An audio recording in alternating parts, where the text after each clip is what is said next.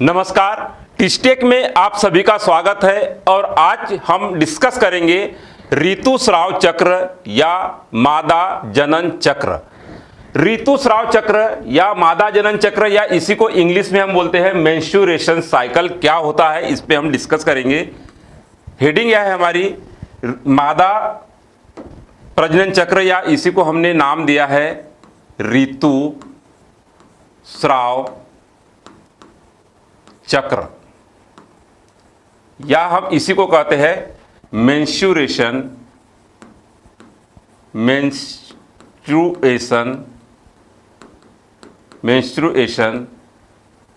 Cycle या short में इसको यमसी भी कहते हैं। ठीक, इनको अलग अलग नामों से भी जाना जाता है, जैसे इसको हम ऋतुस्राव चक्र के अलावा माहवारी या रजोधर्म या आवर्त धर्म आदि नामों से भी इसको जाना जाता है। ये जो चक्र है यह मादा प्रजनन भाग से जुड़ा हुआ या मादा प्रजनन तंत्र से जुड़ा हुआ एक इवेंट होता है, जो कि प्रत्येक स्त्री में यह या प्रत्येक स्त्री के प्रजनन काल में यह चलता है। प्रजनन काल जो स्त्री का होता है वह 12 से 13 वर्ष की उम्र से लेके 40 से 45 वर्ष की उम्र में यह चक्र चलता है। लेकिन यहाँ पे एक बात हमें समझ लेना है कि गर्भधारण में यह चक्र जो है वह बंद हो जाता है। तो गर्भ अवस्था को छोड़कर 13 से 45 वर्ष की उम्र तक यह चक्र जो है वह लगातार चलता है, जो कि प्रत्येक 26 से 28 दिनों में इसकी पुनरावृत्ति होती है और 3 से 4 दिन तक यह चक्र चलता है। और इस 3 से 4 दिन के दौरान जो मादा के जो गर्भाशय की जो आंतरिक दीवार होती है, इससे रक्त का तथा म्यूकस का स्राव होता है, जो कि 3 से 4 दिन तक चलता है। तो हम यहाँ पे ये बात डिस्कस कर ले कि मादा के प्रजनन काल में, मादा प्रजनन काल जो कि हमने बात किया था कि 12 से 13 वर्ष में स्टार्ट होता है और जो कि 40 से 45 वर्ष तक यह चलता है, इसको हम बोलते हैं प्रजनन काल।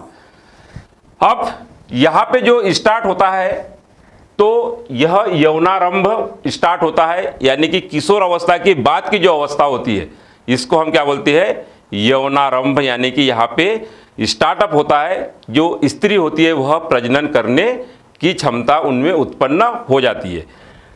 अब यहाँ पे फर्स्ट टाइम जब मेंस्ट्रुएशन साइकिल स्टार्ट होती है तो इसको हम बोलते हैं, इंग्लिश में बोलेंगे इसको मेनार्क या इसको हिंदी में हम बोलते हैं रजोदर्शन। 40 से 45 में जब प्रजनन क्षमता समाप्त हो जाती है तो इसको बोलते हैं हम मेनोपॉज।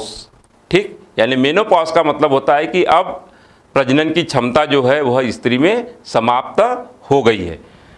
इस ड्यूरेशन में गर्भावस्था को छोड़ के यह प्रत्येक महीने में यानी कि 26 से 28 दिनों में जो है इस चक्र की पुनरावृत्ति होती है, यानी कि हर महीने में। और यह जो है 1 से लेकर 4 दिन तक चलता है। तो ये बातें हमें समझ लेना है और ये बात को हम समझने के पहले हम यहाँ पे ये डिस्कस करेंगे कि आखिर जो स्त्री का प्रजनन तंत्र होता है उसमें कौन कौन से आर्गन भाग लेते हैं।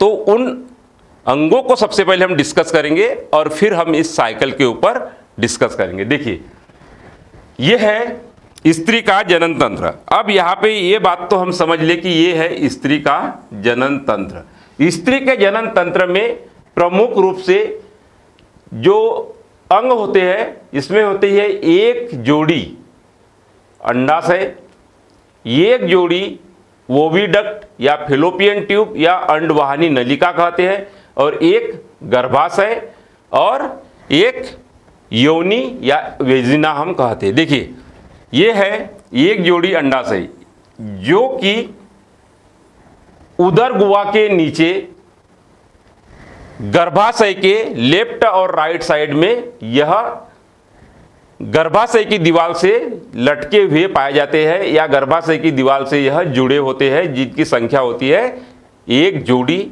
या दो कह सकते हैं। ठीक, अब ये यहाँ पे जो आपको दिखाई दे रही है ये एक नली है, पतली नली। इस पतली नली को हमने क्या कहा, अंडवाहिनी, या हम इसको बोलते हैं फेलोपियन ट्यूब, या इसको ओविडक्ट भी हम कहते हैं। तो ये इनकी भी संख्या कितनी है, यहाँ पे एक जोड़ी, या हम ये कहें कि संख्या में दो होती है। ठीक, यहाँ पे होने के बाद में हम समझेंगे कि एक होता है गर्भाशय। ये है क्या, गर्भाशय। ये गर्भाशय जो होता है, यहाँ पे हम कहेंगे कि जो शिशु होता है उसका भरण पोषण और उसका विकास इसी गर्भाशय में होता है। ओविडक्ट या जो अंडवाहिनी होती है, यहाँ पे निषेचन की क्रिया होती है, और योनि जो होती है या इसको हम वेजिना कहते हैं, यहाँ पे शुक्राणुओं को ग्रहण किया जाता है, या इसको जो यूरिनरी या हम बोल सकते कि मूत्र मार्ग भी जो है इसी के द्वारा यह एक नली के समान रचना होती है, जहाँ पे यूरेथ्रा और हम कहेंगे कि यहाँ पे एक जो स्पर्म होते हैं या जो शुक्राणु होते हैं उसको रिसीव भी यही से किया जाता है। तो हम सबसे पहले इसके चक्र की शुरुआत किस प्रकार से होती है उसको हम डिस्कस करेंगे, लेकिन हम यहाँ पे समझेंगे कि किस प्रकार से अंडाशय में अंडाणु का ओव्यूलेशन होता है या अंडोत्सर्ग होता है, फिर वो किस प्रकार से आगे की ओर बढ़ता है और किस प्रकार वह गर्भाशय में आके स्थापित होता है, और इसके बाद हम समझ लेते हैं कि मेंस्ट्रुएशन साइकिल की काउंटिंग हम कैसे करते हैं, कितने दिनों का यह चक्र होता है और इसमें क्या क्या इवेंट होते हैं। देखिए, ये तो बात समझ लिए कि सबसे पहले हम बात करेंगे कि जो अंडाशय है, अंडाशय की विशेषता ये होती है कि यहाँ पे कई अंडाणु जो है वह निर्मित होते हैं, और हम अगर बात करें कि एक मादा के प्रजनन काल की अगर हम बात करें तो अंडाणु हर महीने जो है यहाँ से क्या होता है, ओवुलेट होता है। अब ओवुलेट होता है, लेकिन हम यहाँ पे ये बात समझ ले कि ये जो अंडाशय होते हैं, इस अंडाशय में एक महीने में एक बार ओवुलेशन होता है, लेकिन जिस महीने में मान लीजिए कि एक महीने में इस अंडाशय से अंडाणु निकला तो अगले महीने जो है वह इस महीने इस अंडाशय से निकलेगा। मतलब कि यह अल्टरनेट क्रम में अंडाणु का उत्सर्जन करते हैं। हम ये बात समझ ले कि एक महीने में एक अंडा तो मिलेगा या एक अंडाणु तो यहाँ से मुक्त होगा, लेकिन एक अंडाणु जो है वह एक ही ओवेरी से हर महीने नहीं निकलता, बल्कि वह अल्टरनेट क्रम में निकल रहा है। यदि यहाँ से निकलेगा इस महीने तो अगले महीने यहाँ से निकलेगा, फिर अगले महीने यहाँ से निकलेगा, फिर उसके अगले महीने यहाँ से निकलेगा। इस प्रकार से यह एकांतर क्रम में जो है ओवुलेट होता है। अब यहाँ पे ये बात समझ ले कि अंडाणु जो होते हैं वह पुटिका के द्वारा बनते हैं, और यह पुटिकाओं की संख्या काफ़ी ज़्यादा होती है, लेकिन हर महीने में एक अंडाणु जो है वह परिपक्व रूप से हमें उत्सर्जित यहाँ से होता है, या हम ये कहें कि हर महीने एक अंडाणु जो है वह निकलता है। अब यहाँ पर हम एक बात और समझ ले, ये जो अंडाशय होता है, अंडाशय में पुटिकाओं की जो संख्या होती है, एक स्त्री के जन्म के समय, यानी कि हम ये कहें कि जब स्त्री का जन्म होता है तो उस समय इनकी संख्या जो होती है, इनमें पुटिका की संख्या, अगर हम पुटिका की संख्या की बात करें तो पुटिकाओं की संख्या 2.5 लाख से कितनी 2.5 लाख से लेके 4 लाख तक कितनी होती है, 4 लाख तक पुटिकाओं की संख्या होती है। लेकिन यहां पे ये बात समझ ले कि एक स्त्री में पूरे प्रजनन काल के दौरान मात्र 400 पुटिका ही जो है वह अंडाणु बनाती है, क्योंकि 1 महीने में एक अंडाणु और स्त्री का जो प्रजनन काल होता है जिसमें ओव्यूलेशन होता है वो कितना होता है, इस ड्यूरेशन से इस ड्यूरेशन में। और यहाँ पे हम अगर काउंट करें तो लगभग 400 पुटिका ही अंडाणु जो है वह बना पाती है। बाकी जो पुटिकाएं होती है या पुटिका हम इसको कह सकते हैं कि जिसके द्वारा अंडाणु निर्मित होता है उसको हम बोलते हैं पुटिका। ठीक, ये वास्तव में देखा जाए तो यह जर्मिनल इपिथेलियम होती है और इसी के द्वारा इस पुटिका का निर्माण होता है और पुटिका से ही एक अंडाणु का निर्माण होता है। ये बात समझ लेने के बाद हम आगे डिस्कस करते हैं कि यहाँ पे हम ये समझ लें कि मान लीजिए कि यहाँ से अंडाणु का उत्सर्जन हुआ। ठीक, अंडाणु का उत्सर्जन होने के बाद क्या होगा कि ये जो फेलोपियन ट्यूब है, ये आपको दिखाई दे रही है फेलोपियन ट्यूब, ये जो फेलोपियन ट्यूब है, इस फेलोपियन ट्यूब में जो ये सिरा होता है, ये एक सिरा होता है इसका और ये दूसरा सिरा होता है। ऐसे ही इधर एक सिरा ये और उसका दूसरा सिरा ये दोनों सिरों को अगर हम बात करें तो इसका एक सिरा तो फिमरी से जुड़ा होता है, यानी कि झालर नुमा संरचना होती है जो कि अंडाणु को क्या करती है, पकड़ने का काम करती है। दूसरा सिरा गर्भाशय से जुड़ा होता है और ये नली एक पतली नली होती है और पतली नली होने के साथ ही इसके आंतरिक दीवार में कुछ ऐसी संरचनाएं, एक सिलिया के समान संरचना पाई जाती है जो कि इस अंडाणु को क्या करती है, आगे की ओर ले जाने का काम करती है। इस प्रकार से आंतरिक दीवार में क्या होता है, इसके सिलिया के समान संरचना होती है। अब देखिए, अंडाणु अचल होता है जबकि शुक्राणु क्या होता है, चल होता है। आपको ये भी बात समझ ले कि अंडाणु कैसा होता है, अचल होता है। कैसा होता है, अचल, ये चल नहीं सकता। लेकिन उसी की अगर हम बात करें कि शुक्राणु जो है यह कैसा होता है, चल होता है, चल सकता है, क्योंकि ये जो टेल होती है इसकी, ये टेल क्या करती है, इसको चलने में मदद करती है। अब ओवुलेशन हुआ यानी अंडाणु इस अंडाशय से निकला, ये झालर नुमा जो संरचना जिसको कि हम फिमरी कहते हैं, फिमरी इसको पकड़ के कहाँ डाल देती है, इस ओविडक्ट में डाल देती है या फेलोपियन ट्यूब में डाल देती है। फेलोपियन ट्यूब की जो ये सिलिया होती है, ये सिलिया क्या करती है, उसको आगे की ओर मूव करती है और आगे की ओर मूव करने पर यहाँ पे इसको छोड़ दिया जाता है। अब यहाँ पे जब छोड़ देती है तो इस बीच में जब यहाँ पे ओवा स्टे करता है तो यहाँ पे ये बात समझ ले कि यह लगभग 3 से 4 दिन तक क्या करता है, यहाँ पे स्टे करता है। 3 से 4 दिन तक या 5 दिन तक भी यहाँ पे स्टे यह करता है। तो यहाँ पे उस ड्यूरेशन में यदि निषेचन की क्रिया होगी, यानी कि निषेचन का मतलब क्या है कि ये शुक्राणु और ये अंडाणु दोनों का मिलन जब होता है या संयुग्मन जो होता है, उस क्रिया को हम कहते हैं निषेचन।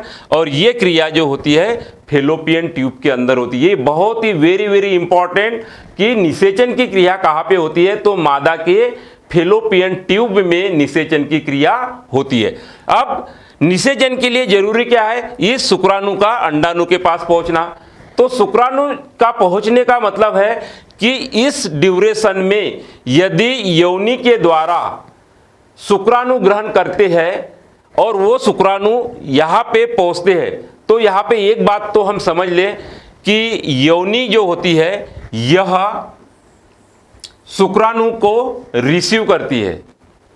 अब रिसीव कब होगा, जब मैथुन क्रिया होगी और मैथुन क्रिया के दौरान जो स्खलन होगा, पुरुष का जो शिशन होगा, शिशन से शुक्राणु क्या होंगे, इस योनि में स्खलित हो जाएंगे।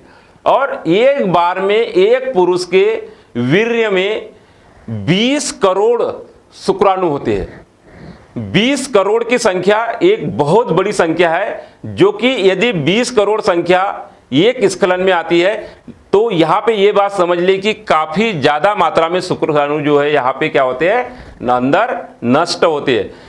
यदि किसी पुरुष में एक बार स्खलित किए हुए वीर्य में शुक्राणुओं की संख्या 6 करोड़ से कम होती है तो निषेचन की क्रिया जो है वह हो ही नहीं पाती, मतलब शुक्राणु जो है इस अंडाणु तक पहुंच ही नहीं पाता है।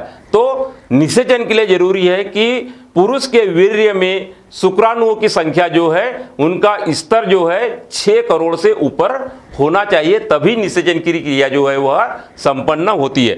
अब यहाँ पे योनि के द्वारा जो है क्या है, यहाँ पे शुक्राणुओं का रिसाव, शुक्राणु जो है यहाँ पे रिसीव हुए। अब कुछ शुक्राणु तो जो है इस गर्भाशय की दीवार में चिपक के या इसके अम्लीय माध्यम में नष्ट हो जाते हैं। कुछ शुक्राणु यहाँ पे फेलोपियन ट्यूब में पहुंच जाते हैं, क्योंकि शुक्राणुओं में चलने के लिए क्या होती है, टेल होती है। इसके कारण ये शुक्राणु आगे बढ़ते हैं और आगे बढ़ के कहाँ पहुंच गए, यह इस फेलोपियन ट्यूब में। कुछ शुक्राणु इधर भी पहुंच गए, चूंकि इधर जो है वह अंडा नहीं है या ओवा नहीं है या अंडाणु नहीं है, तो क्या होगा, इधर के भी शुक्राणु जो है नष्ट हो जाएंगे, गर्भाशय में रहे वाले शुक्राणु भी नष्ट हो जाएंगे। लेकिन इस साइड में शुक्राणु जब पहुंचेंगे तो यहाँ पे कई सारे शुक्राणु जो है वहाँ पे एक साथ पहुँचते हैं। लेकिन इस अंडे की एक विशेषता होती है कि एक शुक्राणु जो है उससे यह अंदर की ओर प्रवेश करता है। अब शुक्राणु और अंडाणु का जब मिलन होता है उसको हम क्या बोलते हैं, निषेचन। एक बात हमें यहाँ पे याद रखना है कि ये शुक्राणु का जो हेड होता है, इस हेड पे एक्रोसोम होता है जो कि एक एंजाइम्स का स्रावन करता है, और ये एंजाइम स्रावित करके यह अंडाशय की जो दीवार है वो आसानी से छिदा जाती है, या हम ये कहें कि शुक्राणु जो है वो आसानी से जो है इसमें प्रवेश करता है, क्योंकि ये इसकी दीवार जो है वो आसानी से क्या हो जाती है, गल जाती है उस एंजाइम के सहारे। तो एक्रोसोम क्या करता है, जो कि हेड रीजन होता है शुक्राणु का, वह एंजाइम सिक्रेट करता है और ये दीवार को गला के वह आसानी से इंटर करता है। लेकिन एक बार में मतलब एक ही शुक्राणु जो है अंडे में प्रवेश करता है, बाकी कई सारे शुक्राणु आते हैं, लेकिन क्या है, इसमें से सिर्फ एक ही शुक्राणु जो है इसमें प्रवेश कर पाता है। उसका रीजन है कि ये अंडाणु की विशेषता होती है कि ये जो है मात्र एक ही शुक्राणु को यह एक्सेप्ट करती है, बाकी को रिजेक्ट कर देती है। लेकिन कभी कभी क्या होता है, गलती से एक शुक्राणु की जगह यदि 2 शुक्राणु भी आ जाते हैं, तो जुड़वा बच्चों का सुना होगा कि ये ओवा यदि इसमें 2 शुक्राणु प्रवेश कर जाते हैं, एक इधर से पहुंच गया एक इधर से पहुंच गया, वो बाय डिफॉल्ट कभी हो जाता है या गलती से हो जाता है, तो जुड़वा बच्चा जन्म लेते हैं। कभी कभी आपने सुना होगा पेपर में कि किसी ने 7 बच्चों को जन्म दिया, तो वह वैसे ही घटना होती है जब अंडाणु में गलती से अधिक शुक्राणुओं का प्रवेश हो गया। अब यहां पे यह बात हो गई कि यहां पे क्या हो गया, यह निषेचन की क्रिया हो गई। अब निषेचन की क्रिया होने के बाद 2 बातें हो सकती है कि एक तो निषेचन के बारे में हमने बात कर ली कि फेलोपियन ट्यूब में अंडाणु जब आता है तो निषेचन हो गया, मतलब कि उस समय इसका फर्टिलाइजेशन हो गया। या यदि नहीं भी हुआ तो भी क्या होगा, तो यहां पे निषेचन हो सकता है या निषेचन नहीं भी हो सकता है। यह बात हमें समझ लेना है कि फेलोपियन ट्यूब में जब अंडाणु स्टे करता है तो 2 घटनाएं हो सकती है, एक तो निषेचन हो सकता है या तो एक निषेचन नहीं हो सकता है। निषेचन हो गया तो यह गर्भाशय में स्थित हो जाएगा, और गर्भाशय में स्थित होने के बाद क्या करेगा, वहां पे शिशु का विकास होना प्रारंभ हो जाएगा, यानी कि यहाँ पे भ्रूण का विकास प्रारंभ हो जाएगा और एक शिशु का जन्म होगा। लेकिन यदि अंडाणु का निषेचन नहीं हुआ, उस दौरान में मैथुन क्रिया नहीं हुई, तो क्या होगा कि यह अनिषेचित अंडा जो है इस गर्भाशय में आके यहाँ पे आ जाएगा, और अंडाशय में आने के बाद जो अंडाशय की दीवार होती है, एंडोमेट्रियम हम इसको कहते हैं, यह इस अंडाणु को पोषण देने का काम करेगी, क्योंकि इसकी दीवार की एक प्रवृत्ति होती है कि इसमें ब्लड वेसल्स का हाई फ्लो होता है, और यह इसकी प्रवृत्ति क्या होती है कि पोषण करने की, क्योंकि यहाँ पे गर्भधारण जब होता है तो यहाँ पे बच्चे का पूरा विकास होता है। लेकिन उसे नहीं पता कि ये जो अंडाणु आया है यह कैसा है, अनिषेचित है। अनिषेचित होने के बावजूद भी ये दीवार जो है उसका पोषण करना प्रारंभ कर देती है, और उसके ऊपर जो है ऐसे लेयरें बन जाती है। लेकिन यहाँ पे भ्रूण का विकास तो होगा नहीं, क्योंकि यहाँ पे अंडाणु जो है निषेचित नहीं हुआ। अब अंडाणु निषेचित नहीं हुआ तो यहाँ पे अंडाणु जो है इस दीवार को, यानी कि जो ब्लड वेसल्स होती है और यहाँ की जो म्यूकस होती है उसको लेके यह बाहर निकलता है। तो जब यह बाहर निकलता है तो उसको हम बोलते हैं ऋतुस्राव। उसको क्या बोलते हैं हम? ऋतुस्राव, जिसमें कि ब्लड और म्यूकस जो है इस गर्भाशय की दीवार से निकलता है, जो कि इस वेजिना के द्वारा बाहर की ओर निकलता है। अब हम करेंगे काउंटिंग कि ऋतुस्राव चक्र कब से स्टार्ट होता है, और हम उसको समझेंगे कि किस प्रकार से यह 28 डे यानी कि 26 से 28 दिन तक चलता है। एक तो हमने प्रोसेस समझ ली कि यह प्रोसेस किस प्रकार से होती है। अंडाणु निकला, फिमरी ने पकड़ा, फेलोपियन ट्यूब में आया। फेलोपियन ट्यूब में दो घटनाएं हो सकती है, या तो अंडा निषेचित होगा या अंडा निषेचित नहीं होगा। दोनों भी कंडीशन में यहाँ पे आ जाएगा। यदि अंडा निषेचित है तो शिशु का विकास होगा, और अंडा निषेचित अगर नहीं है तो यह अंडा क्या होगा, इस योनि मार्ग से जो है रुधिर के साथ में, म्यूकस के साथ में यहाँ से बाहर निकलेगा, जो कि 3 से 4 दिन तक ऋतुस्राव जो है प्रत्येक स्त्री में चलता है। अब हम इस घटना को थोड़ा समझेंगे। देखिए, स्टार्टअप होता है, हम मान लेते हैं इस अंडाणु के निकलने से, यानी कि ओवुलेशन से समझते हैं कि मान लीजिए कि यहाँ पे ओवुलेशन होगा। और हम यहाँ पे दूसरी बात ये भी समझ लेंगे कि ऋतुस्राव चक्र के बाद में यह 14 दिन के बाद में यहाँ से अंडा निकलता है। तो ऋतुस्राव चक्र का मतलब है कि यहाँ से ब्लड यानी कि रक्त और श्लेष्मा, या हम इसको म्यूकस कह सकते, तो इस रक्त श्लेष्मा जो कि अंडे के साथ में इसकी जो दीवार होती है, इस दीवार को क्षतिग्रस्त करके यहां से बाहर निकलता है। तो इसके साथ में यह कितना चलता है, 1 से लेके 4 दिन तक चलता है। तो हम यहां से भी शुरुआत कर सकते हैं। देखिए, किसी भी स्त्री में क्या होता है, किसी भी स्त्री में यह चक्र की जब शुरुआत हुई, जिस दिन यहां पे ऋतुस्राव हुआ तो कितना चलता है, यह 1 से 4 दिन तक। मान लीजिए कि यह किसी भी तारीख को स्टार्ट हुआ, तो हम कहेंगे कि जिस भी तारीख से स्टार्ट होगा उससे हम काउंट कर सकते हैं, क्योंकि अलग अलग स्त्रियों में यह जो ऋतु चक्र होता है या मासिक धर्म होता है, यह अलग अलग होता है। अब ऋतुस्राव जो होता है 1 से 4 दिन, 1 से 4 दिन क्या होता है, ऋतुस्राव होता है, ऋतुस्राव होता है। ठीक, अब 1 से 4 दिन तक तो हो गया ऋतुस्राव। अब हम टोटल दिन काउंट करेंगे कि 1 से 4 दिन तक क्या होता है, ऋतुस्राव होता है। अब 5 से जो 13वां दिन होता है, यहां पे देखिए 5 से जो 13वां दिन होता है, यहां पे क्या होगा, देखिए अभी ऋतुस्राव हुआ। ऋतुस्राव में क्या होगा कि ये जो गर्भाशय है, इस गर्भाशय की दीवार जो है वो क्या हो गई, पूरी क्षतिग्रस्त हो गई। तो 3 से 5 में क्या होता है कि एक तो ये जो एंडोमेट्रियम है, ये दीवार को हम क्या बोलते हैं, एंडोमेट्रियम। ये एंडोमेट्रियम की दीवार की क्या होगी, यहाँ पे ये मरम्मत होगी, क्योंकि यहाँ से ऋतुस्राव जब हुआ तो ये दीवार क्या हो गई, क्षतिग्रस्त हो गई। तो ये जो 9 दिन है, 5 से लेके 13 तक जो ये 9 दिन है, इस 9 दिन में गर्भाशय का क्या होती है, मरम्मत होती है, यानी कि ये दीवार पूर्ण रूप से अंडाणु को ग्रहण करने के योग्य बनती है।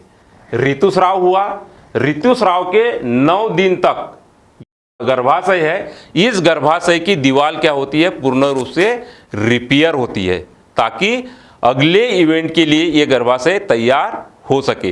तो यहां पे हम कह सकते हैं कि 5 से लेके 13 दिन तक एक तो ये गर्भाशय के अंदर काम चल रहा है, क्या गर्भाशय की दीवार मरम्मत हो रही है, और दूसरे के साथ साथ में जो अंडाशय होता है, अंडाशय में पुटिका का निर्माण होता है। मतलब कि यहाँ पे पुटिका का निर्माण का मतलब है कि यहाँ पे अंडाणु जो है वह क्या होता है, परिपक्व हो जाता है, ताकि ओवुलेशन हो सके। अब दो काम एक साथ चल रहे हैं।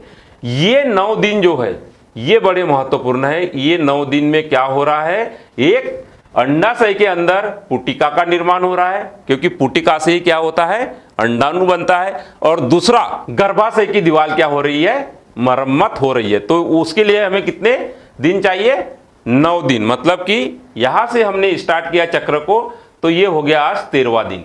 अब अगली हम बात करते हैं कि 14वें दिन जो है वह क्या होता है, ओवुलेट होता है। यानी 14वें दिन में क्या होगा, अंडोत्सर्ग होगा। 14वें दिन, 14वें दिन जो होगा यहां पे क्या होगा, अंडोत्सर्ग।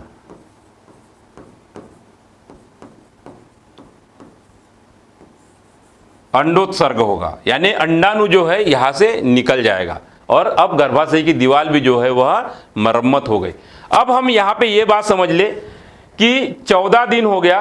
14 दिन पूर्व की ये पूरी जो घटना है, जो कि हमने बोला कि यहाँ पे आज अंडोत्सर्ग हुआ, उसके पहले क्या हुई, पूरी एक तो गर्भाशय की दीवार और दूसरी अंडाशय में पुटिका का निर्माण हो गया। गर्भाशय में एंडोमेट्रियम का निर्माण, यानी एंडोमेट्रियम जो कि इसकी आंतरिक वाल को हम कहते हैं, उसका क्या हो गया, यह निर्माण हो गया। यानी कि हम दोनों तरफ से यह तैयारियां शुरू हो गई, किसके लिए, अंडोत्सर्ग के लिए। अब अंडोत्सर्ग हुआ, तो अंडोत्सर्ग जब हो गया 14वें दिन, तो यहां पे हम बात करें कि यह फिमरी जो है यह अंडाणु को पकड़ के क्या करेगी, यहां पे अंदर की ओर ले लेगी, ठीक। और ये क्या होगा, इस सीलिया के द्वारा आगे की ओर बढ़ेगा और यहां पे आके क्या करेगा, अंडाणु स्टे करेगा। अब कितना स्टे करता है, तो हम बात करें कि 15 से 19वें दिन। यहां पे एक बात और समझ ले कि 15वें से 19वें दिन तक, 15वें से 19वें दिन तक जो अंडाणु है वह यहां पे क्या करता है, स्टे करता है। अब स्टे करने के बाद दो चीजें हो सकती है, या तो अंडाणु निषेचित होगा या अंडाणु निषेचित नहीं होगा। मान लिया कि हमने यहां पे अंडाणु निषेचित नहीं हुआ, तो क्या होगा, वह यहां से इस गर्भाशय में स्थापित हो जाएगा। कितने दिन स्टे किया यहां पे उसने, 15 से 19वें दिन तक स्टे किया। अब यहां पे हम ये बात समझ ले कि 20वें से 25वें दिन, 20 से 25वें दिन जो है ये गर्भाशय में स्थित हो जाएगा। गर्भाशय में स्थापित रहेगा, ठीक। कहाँ रहेगा, यह गर्भाशय में स्थापित होगा या रहेगा। अब क्या हो गया यहां पे 25वें दिन। अब यहां पे जो साइकिल स्टार्ट होती है, जो अगला ऋतुस्राव चक्र होगा वह 26 से 28, 26 से 28वें दिन में ऋतुस्राव स्टार्ट हो जाएगा। ऋतुस्राव जो है वह स्टार्ट हो जाएगा।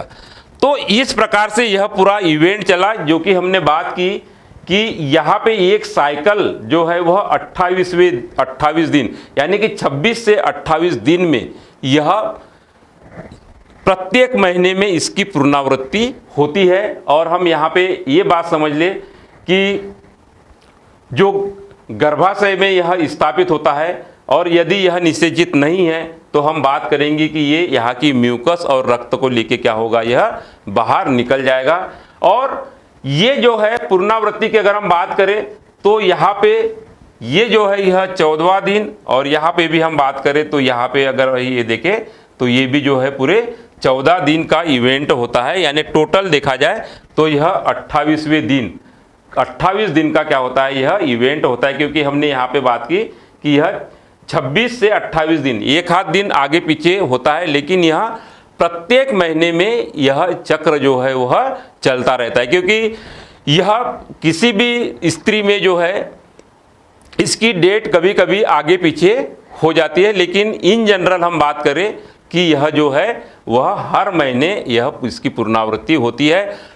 कभी कभी मानसिक तनाव या दुर्बलता के कारण यह जो ऋतुस्राव है वह क्या होता है, स्त्री में नहीं भी होता है। लेकिन सामान्यतः स्त्री में यह चक्र जो है वह 12 से 13 वर्ष की उम्र से लेके 40 से 45 वर्ष की उम्र तक, जिसको कि हम बोलते हैं प्रजनन काल, इस प्रजनन काल में यह चक्र जो है वह चलता है और इस प्रकार से इसकी पुनरावृत्ति जो है वह प्रत्येक महीने में होती है। तो ये हुआ ऋतुस्राव चक्र, जो कि पहले वाले 4 दिन ऋतुस्राव हुआ। इसको एक बार फिर समझ ले कि पहले 4 दिन ऋतुस्राव हुआ, ऋतुस्राव से हमने स्टार्ट किया। अब इसकी डेट कुछ भी हो सकती है। मान लीजिए कि 1 तारीख से स्टार्ट हुआ, तो 1 से 4 तारीख तक क्या हुआ, ऋतुस्राव हुआ। 5 से लेके 13 तारीख तक क्या हुआ, 5 से लेके 13 तारीख तक गर्भाशय की दीवार और अंडाशय में, मैं यहां पे लिख देता हूं अंडाशय, अंडाशय में पुटिका का निर्माण, पुटिका निर्माण, और जो गर्भाशय है, गर्भाशय में एंडोमेट्रियम, एंडोमेट्रियम का निर्माण होता है। फिर 14वें दिन ओव्यूलेशन होता है। ओव्यूलेशन होने के बाद वह 15 से 19वें दिन तक जो है, या 15 से 19 तारीख तक जो है वह क्या होगा, यहां पे स्टे करेगा। एक बात समझ ले कि इस ड्यूरेशन में जब वह फेलोपियन ट्यूब में है तो यही एक ड्यूरेशन होती है जहां पे निषेचन की संभावना होती है। इसके अलावा निषेचन की संभावना जो है वह नहीं बनती है। तो निषेचन के लिए जरूरी क्या होता है कि जब ओवा फेलोपियन ट्यूब में होगा तो उस ड्यूरेशन में ही निषेचन जो है वह पॉसिबल है, अदरवाइज निषेचन जो है वह नहीं होगा। और 20 से 25 तारीख में हम ये कहें कि यह क्या होगा, ये गर्भाशय में रहेगा। अब इसके बाद यह गर्भाशय में नहीं रहेगा क्योंकि अंडा जो है वह निषेचित नहीं है। तो यह क्या करेगा, इस दीवार को या इस गर्भाशय की दीवार को क्षतिग्रस्त करते हुए ये अंडा जो है वह रुधिर के साथ और म्यूकस के साथ बाहर आता है, जो कि फिर से 3 से 4 दिन तक यह ऋतुस्राव स्टार्ट होगा। और ऋतुस्राव स्टार्ट होने के बाद फिर पुनः इसकी इसी प्रकार से पुनरावृत्ति चलती रहेगी। तो ये हुआ ऋतुस्राव चक्र।